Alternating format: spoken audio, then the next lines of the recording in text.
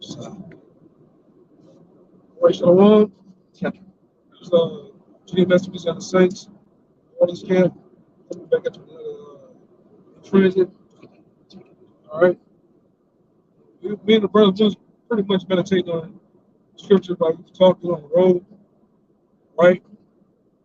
Get the brother to get it straight into it, man. Right? This the gospel according to St. Matthew chapter 13, verse 44.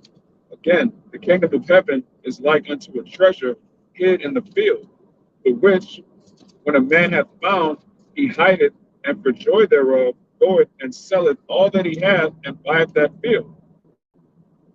And so Yahushua is likening the kingdom of heaven unto, let's say you find something that's the most valuable thing you've ever come across in your life, and it's worth so much more than anything you have, you're willing to sell everything just to obtain that field. Like we were saying, before the camper came on, we were just talking about how important it is to understand the importance of priorities, because, and it's true, if you have something that's worth, if you have the opportunity, let's say you have the opportunity to buy a field that's worth $10 million, and in order to buy it, all you have to do is sell everything you have, and everything you have is worth like $30,000. You're going to do that because you believe the value of that field is worth infinitely more than what you have. That's what Yahushua is likening unto the kingdom of heaven. So if you have things in your life that you value more than the kingdom, that means you don't really have faith in the actual value of the field. You read it again. It says, again, the kingdom of heaven is like unto a treasure hid in a field. Hid in a field, meaning it's only available for a few people. It's not wide out in the open. Everybody can't see it. It's something that the Lord had you come across. It's hid in the field, but it's open unto you. It says, the which, when a man hath found, he hideth, and for joy thereof goeth and selleth all that he hath, and buyeth that field. So yeah, everything you have, if you have an opportunity to buy a field that's, we just using millions of dollars as an example. Obviously, the kingdom of heaven is beyond any of our wildest dreams. Everything that you have right now is worth less than nothing, man. I got an example of that too. You can break down. I'm gonna go a little bit above. Uh, yeah, I'm gonna go a little bit above and come down. It's Paul. You can break it down, right? It's Philippians 3:6. It says, concerning till, well, circumcised the 8th day, the stock of Israel, the tribe of Benjamin, a Hebrew of the Hebrews, as touching the law, a Pharisee, concerning till, persecuting, concerning till, persecuting the church, touching the righteousness which is in the law, blameless. Everything else is the point. But what thing were gained to me, those I count loss for Hamashiach. Yea, doubtless, and I count all things but loss for the exceeding ecstasy of the knowledge of Yahweh Shai, for whom I suffered the loss of all things, and do not count them but dung, that I may win a Mashiach. Yeah, that was a perfect example, right on time, because Apostle Paul, he said he's the Hebrew of Hebrews, and he counts all that as dung. Why? Because he was a Pharisee. He was high up in the government of Jerusalem at that time. And so you had the higher ups, the scribes and Pharisees, they were persecuting Yahushua, they were persecuting the followers, so-called Christians, which today we are, the true followers of Hamashiach. And he said, look, I'm a Hebrew of Hebrews, I have letters, I'm a scholar, he learned under Gamaliel. He was high up in Jerusalem, but he said, you know what? I count all this dung compared to the kingdom of heaven. I could serve Yahushua and get, I could be potentially one in 144,000. So all of these accolades I have in the world, the status I have in the world, again, he was high up in Jerusalem, man. He said, I count that as dung. Dung basically, this don't mean shit to me in modern terms. Nothing means shit to me compared to the kingdom of heaven. That's how you have to look at it. If you have something in the world that's pulling at you, whether it's your job, family, your girl, whatever, a hobby, if it's pulling you from the kingdom of heaven, that means you don't really value Yahushua above these other things, because they're all going to be destroyed. I'm going to continue in this Matthew 13, verse 45. It says, again, the kingdom of heaven is like unto a merchant man seeking goodly pearls, who, when he had found one pearl of great price, went and sold all that he had and bought it. So again, it's like if you find a rare gem and you know the value of that gem is like $100 million, but it's just hid on a table. The person selling it, they're gonna let you have it for 10 racks. So you know what? I'm gonna sell my car. I'm gonna sell this. I'm gonna sell the jewelry I got. I'm gonna get this because it's at a steal. And the kingdom of heaven is really a steal, man. All Yahushua is asking us to do is present our bodies as a living sacrifice, and we get to inherit immortality. We get to be joint heirs with Yahushua. This is the book of Matthew, chapter 19, verse 27. It says, Then answered Peter and said unto him, Behold, we have forsaken all and followed thee. Wait, we've forsaken what? All. Oh, And they have followed thee. Because when you follow something, you find a way. You find a direction. Like, so they found which way they would have to go once they left behind what that was they once had. That's why he was like, we forsaken it. Because they once had it. yeah, Right? So they let it go. But it said, we have forsaken all and followed thee. What shall we have therefore? yeah. What should we have therefore? The kingdom of heaven.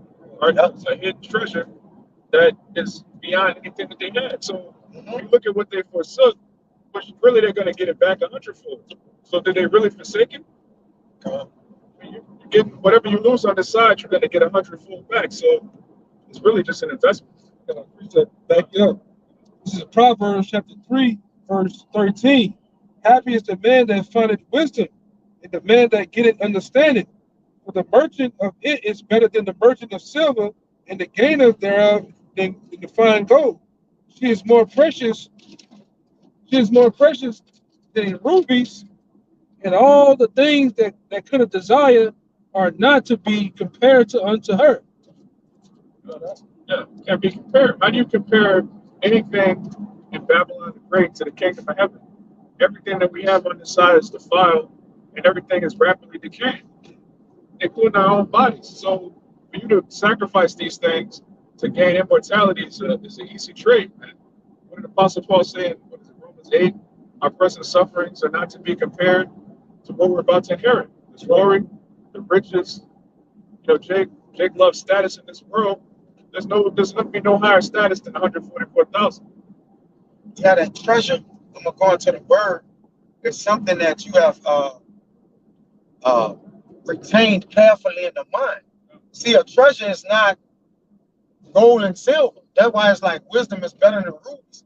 A treasure is something, well, it says in the verse in the online etymology, it says to amass treasure, to store up for the future, right? Regard as precious, retain carefully in the mind.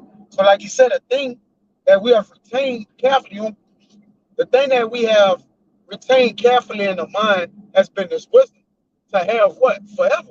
So really, what you have in store in your treasure is what you're going to have forever. So anything you traded in or spread it out is all good because you got what? Everything you need in store. That's why you can let go all the things you might have wanted. You got it, bro. Yeah, that's a beautiful definition. And because Yahushua likened the kingdom unto a treasure, when you look at a treasure, you keep your treasure in a safe.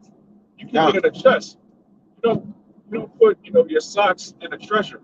You don't put just random perishable goods in a treasure. You keep the things that are most valuable to you in the treasure, and that's how the kingdom of heaven is. We don't compare this to anything in the world because everything else in the world we're about to use it anyway. You're not watching the prophecies, if you're not watching headlines. America don't have that much longer. So why would you invest more into that? That's like you got a bar of solid gold. You take that out your safe and you just put it on Chef Mentor somewhere. You just leave that and then you take a can of pork and beans and then put it in a treasure chest. That doesn't make any sense. God. It says treasure to hold dear, be found of, and be attached to it. Yeah. That's why they call it what, a treasure chest. Yeah. When you hold something dear, you pull it towards your chest, man. Your bosom. Yeah, your bosom. Your bosom. Yeah. That's how you're supposed to treat this truth.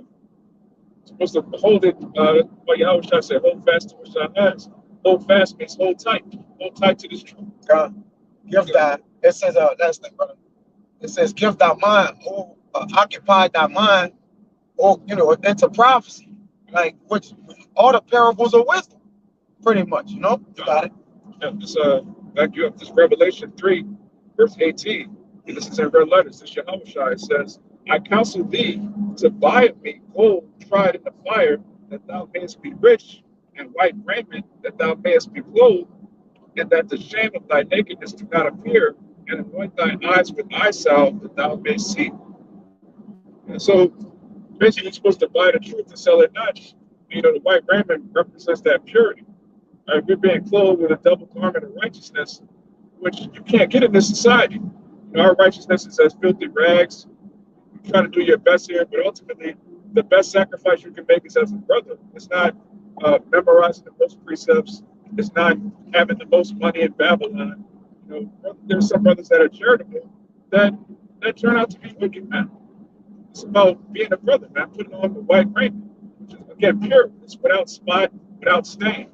That's what this ministry is about. It's purifying us and getting us ready for that treasure that we're going to inherit. Like the head, like let the garments be always white, Yeah. and let the head like the one. Yeah. Those two things go together. The white raiment and the ointment. Because ointment is basically represents being anointed. There's no, you could put on a show for the camera that you love the kingdom, that you love the brotherhood. When it comes time to sacrifice for the brotherhood, you'd rather do something else. That proves that what you really treasure. Yeah. You treasure the world, you treasure the things that are in the world. And how you keep your treasure and stay clean is the garment. Yeah. Because it said what? Keep thy garments. So you got to keep the purity. Yeah. Staying clear, being honest. So these things are pure, as it says in what Colossians 3, like, you know, honest, purity, charity, all those things. So that's keeping your garment. You got to. Which is Solomon chapter 8, verse 4. It says, for she is privately she is privately to the mysteries of the knowledge of Yahweh, for that lover of her works. If riches be a possession to be desired in this life, what is richer than wisdom that worketh all things? Yeah.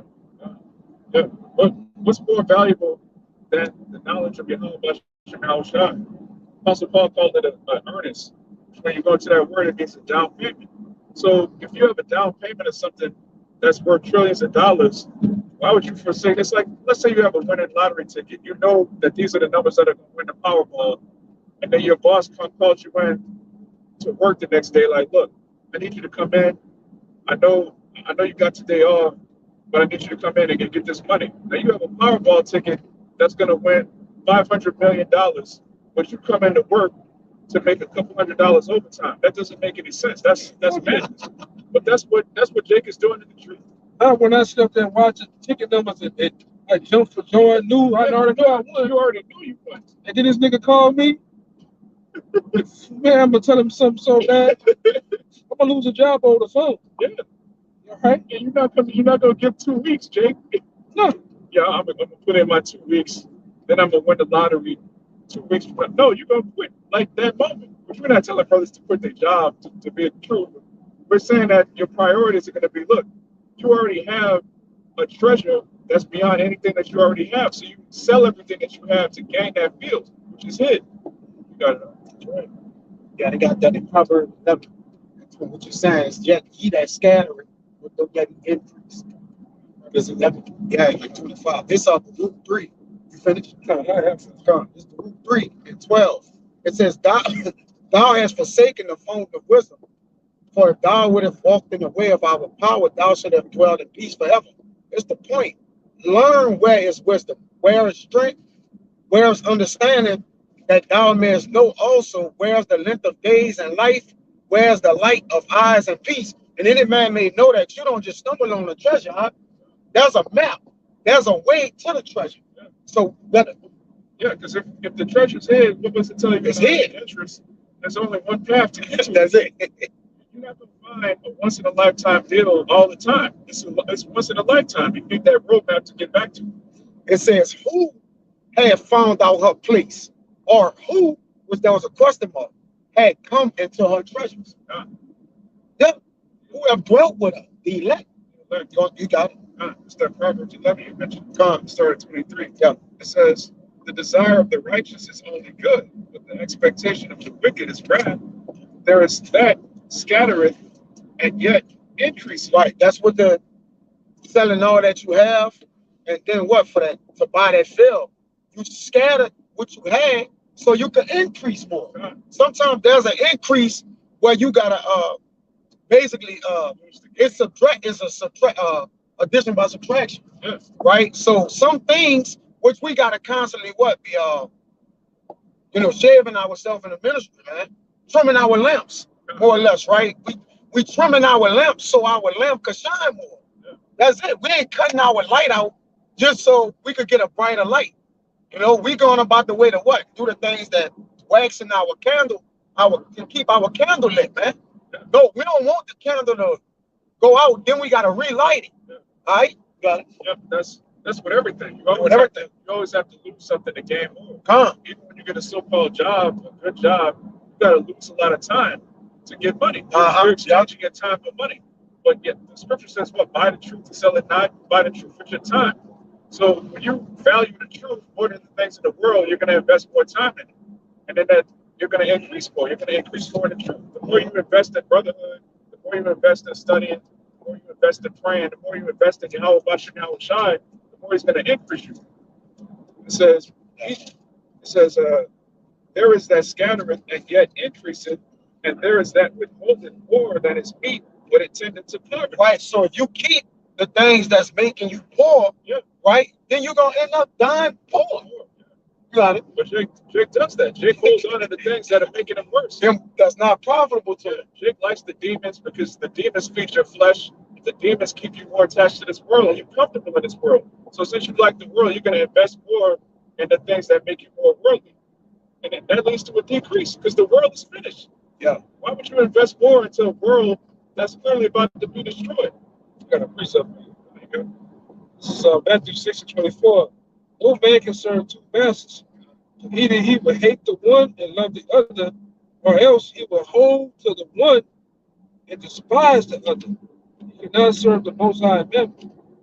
That's plain, man. You can't have two masters, Jake. You can't bow down to your woman and then be a man of the Lord. It just doesn't work.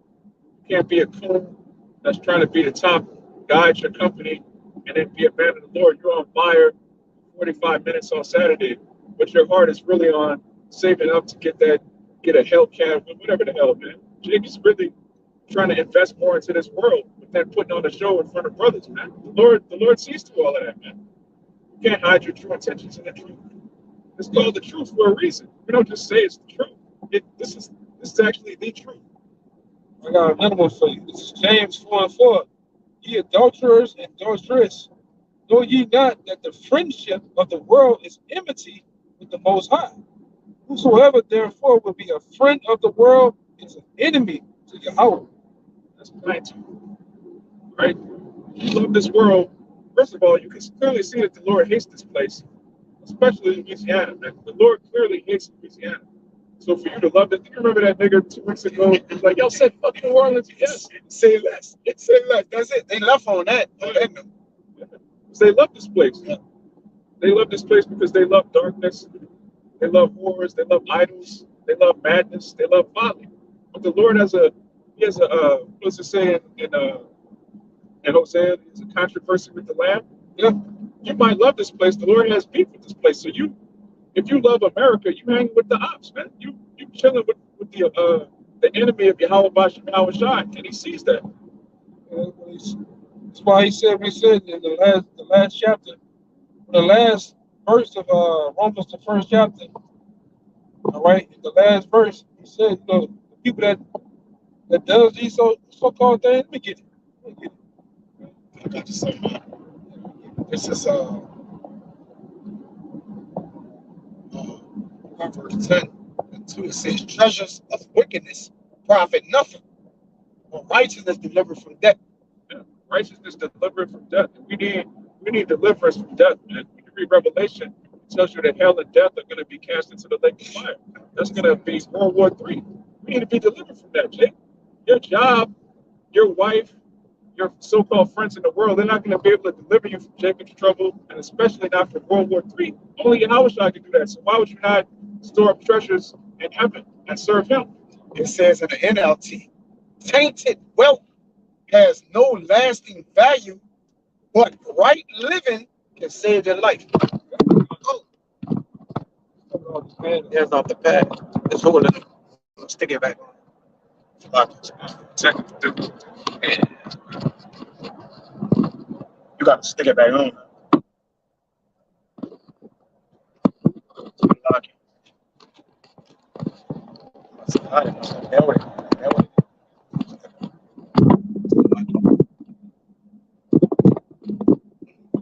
This is a precept I had. So like I said, when you go into Romans the first chapter, it talks about backbiters, haters of the Most High, despisers, proud, boasters, without understanding. Talking about all these type of people. It's going to what the brother said. Verse 30, Romans 1 and 32. Who knowing the judgment of the Most High, that they which commit such things are worthy of death. Not only to the same, not only do the same, but have pleasure in them that do them. Right. These people have pleasure in all of the ways of this world. They have pleasures in sodomy. They have pleasure in idolatry. And you have a lot of our people that live in that gray area. Well, I don't do it, but what two men do, that's their business. Each his own. To each his own. Whatever floats your boat. Yeah, that whole positive energy spirit, man. We just want positive energy. The Lord is about to send a lot of negative energy to Babylon the Great. There's a pitiful pleasure, man. Yeah. And then you got a priceless pleasure. Yeah. But that pitiful pleasure is what? The ways of the world, man. Yeah. All right, the feeding of the flesh, all right, the things that are unprofitable, the things that are dark, the things that make you dirty, all right, and keep you unclean. You gotta going back to that white garment. Babylon stains you.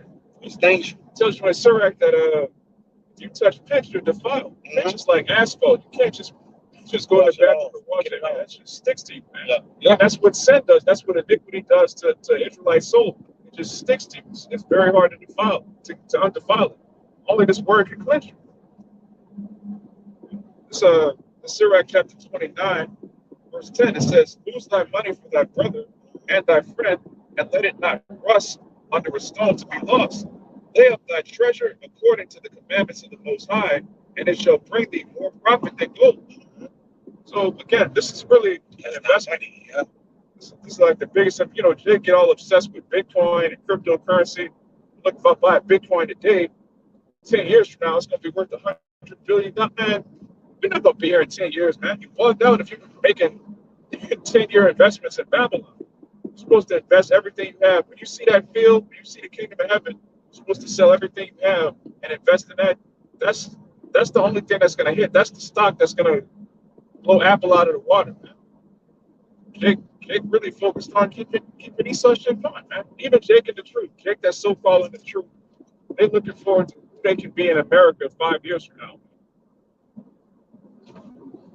You gotta get this real quick on why. Ecclesiastes 20, Sirach 12. 20 and 12, yeah. Sirach chapter 20, verse 2.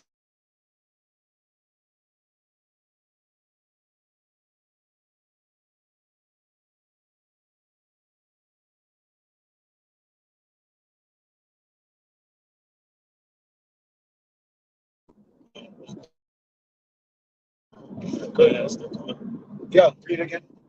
Sirach chapter 20, verse 12. There is that buyeth much for a little and repayeth it sevenfold. Right, see, in Sirach 50 or 51, he said, I have gotten much, but with little labor, right? Because the truth is really a treasure. So really that no man can find a treasure. The treasure he's gotta be led to the treasure. Like he can't just find his own directions and map to it. The Lord gotta bring him unto it. All right. So like he said, that's something that buy much for little. But then what it say, repay it sevenfold? It says, there is that buy much for a little and repay it sevenfold. Yeah, that's a great treasure, all right, to have that we're going to get the payoff or the recompense for it sevenfold, right? So yet over here, this treasure we got, people be like, man, y'all doing it. They'll look at it like it's little next to nothing, man. All right? Yeah, they just see us as fools, reading the Bible, screaming, wearing dresses. Yeah. We're counted to these people as just crazy people, just guys that don't have anything going on. No, we don't have anything going on better than the kingdom. Like Proverbs 6 and 6, It says the ant is a little people but strong, but in the summertime, right? They don't. You know what I'm talking about? Yeah, Verse 6. the ant stores up everything in the summer. The store, but it's the storing part, the treasuring part, right? But in the winter, he don't gotta come out of his place, right? Yeah, it's a lot to be learned from ants, man. Yeah, yeah, little people but strong. Yeah. And they understand priorities. They understand, look, we have to sacrifice this right now, so that when the time comes, we can eat. You also understand order, man. Yeah. Order is a system, right? Because when you look at that empire, it's a four-part system. Yeah. It's the same thing. You know, we're kind of like they elect it like into the edge, but they make will be in order, man. They understand what's going on. You know, go ahead. Actually, let me get this That's off. Proverbs 6. That's what I'm talking about. Yeah, this off the comment board. It's Galatians 6:8. It says, "For he that soweth to his flesh shall of the flesh reap corruption, but he that soweth to the Spirit shall of the Spirit reap life everlasting." Right, what you reap, you're gonna sow. It's very simple, you know. But Jake can read the scriptures and then reap wickedness, reap carnality, reap the flesh. That's what you sow. So what does that mean? If you see Jake bugging out and becoming carnal, that means they were sowing carnal seeds that whole time. You don't sow seeds of righteousness and then there's just a carnal nigga that sprouts up out of nowhere. No, that's the Lord manifesting what you were sowing that whole time. So you have to sow righteousness. Even with the Lord, like you say, when you sow, the Lord knock you down so you can re-sow right. Yeah. You know, like he don't continue to let you sow and then sow yourself and reap. All of, you know, you just reap yourself completely out the truth. It's just a match what you said. He was sowing like dying seeds, basically. When a righteous man falls 7 times. So if he start to go off, the Lord knock him down, re-sow right. You know, so that he wouldn't kill himself. You know? Yeah. Yeah, this Proverbs chapter 6, verse 6, it says, "Go to the ant, thou sluggard, Yep. consider her ways and be wise." So consider the way of the ant. You know, our forefathers, they would study animals, study the characteristics of a lion. You know, they're fierce, they're brave. You know, you look at the sheep, they're humble. Different animals have different attributes. It says, "Go to the ant, thou sluggard, and consider her ways, and be wise, which having no guide, overseer, or ruler, provideth her meat in the summer, and gathereth her food in the harvest." So they know what they have to do, man. Ants have, like the elder said, they have a well-oiled machine. They have a system in place that benefits all of them. They don't have, there's no ego in an ant. It's not, you're not going to see an ant going off doing its own thing. Well, I know how to do this. He just does his own thing on the side, and the ants work together. You learn the word treasure, it means keep and set. And it sets you and keep you, man. You know, it sets you up and it keep you, man. That was synonyms for treasure when I looked it up. So they know, like you say, even with the ant pile, they know how high to build it. They know how wide to build it. Because you notice it be different heights and sizes. So I believe they built that is to last them through the winter, through everything, man. And that's the treasures of heaven we got. We know how much wisdom to use to apply to this, how much to put towards this, what to take away from the world, what to put into the spirit, the fruits of the spirit, man. You know, add and subtract. You gotta. Yeah, like the brother said, treasures are set. If you look at the best place to take someone's treasure is while it's moving, while it's in transit, from one bank to another. That's when they hit up these they hit up the cargo. It does. Yeah, you're not on his way to treasure, you're on his way to something else. But yeah, so when you look at these bank robbers, they really hit up the armored trucks because that's the best way to attack. Yeah, that's the only time it moves. Yeah, so when you come into this truth, once you get double-minded, you in the world 1 minute, you in the truth another minute. When you swing back and forth, that's the best time for Satan to sit. That's the best time for Satan to get you because your treasure isn't set. Double-minded is also a characteristic of being weakness, man. Yeah. You can't make your money, make your fucking mind up. It's unsafe. Yeah. Your treasure is now unsafe. Meaning what? Yeah, it's accessible now. Yeah, it's compromised. Yeah. That's all that. I'm just gonna get this real quick. Brothers already know. Close out with that problem. James 1:8, a double-minded man is unstable in all his ways. Yep. Yeah, double-minded, if you know what your treasure is, you should be double-minded. If you're fully persuaded in your own mind that the kingdom of heaven is worth more than anything in this world, then nothing in this world should be able to sway you back and forth. Act like it. Show it. Yeah. They be talking the big shit on that block. Then when it comes to being the Lord, okay, I'm gonna put you to the test. Yeah. I'm gonna put you on trial. Yeah, you want camera saying all of this and that about the kingdom. You want heathen slaves. You want 100 concubines. You want this and that. The Lord discover your heart. Yeah, because And see, you want. You want. stuck this. Oh, okay. That's neither here nor there. You really want America. You really want date night with Bay. You really want a promotion. That's what you really want, man. Jake acting on camera, man. That's what it is. Yeah, that's why the Lord say, "Be still and know that I'm the Lord." Like, or it goes something like that, right? Yeah, be still and know that I'm Yahweh. Right, and know that this treasure is real. Yeah.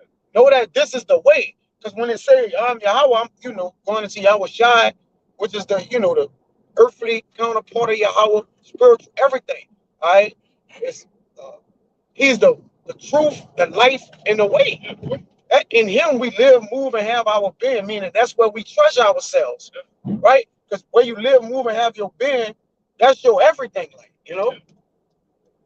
that's basically what all your that's your ingredients of surviving, living, and only way. Because really, you only way you be living if you got this truth. Everybody else is just surviving till they die. They getting by, right? They're existing. Yeah, but we're getting sealed and getting protected while y'all are getting by. But that was it, brother. That's a treasure. That's what it's about to get off on good.